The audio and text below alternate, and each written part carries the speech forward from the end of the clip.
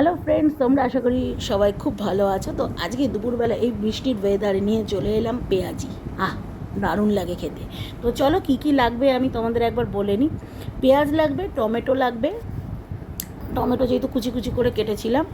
আচ্ছা, জিরের গুঁড়ো, ধনের গুঁড়ো, হলুদের গুঁড়ো, একটু রসুন পেস্ট দিয়েছিলাম, কালো জিরে দিয়েছিলাম, গোলমরিচের গুঁড়ো এর মধ্যে দিয়েছিলাম, আর কুচি কুচি করে কাঁচা লঙ্কার পিস দিয়েছি, কেটে কেটে দিয়েছিলাম।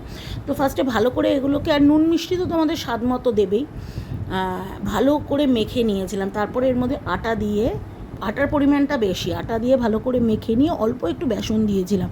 আটা দিলে যেটা হয় খুব মুচমুচে হয়, তোমরা একবার করে খেও এরমভাবে, দেখবে খুব ভালো লাগছে।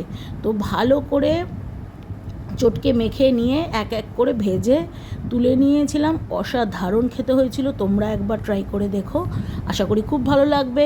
ভালো লাগলে আমাকে কমেন্ট করো।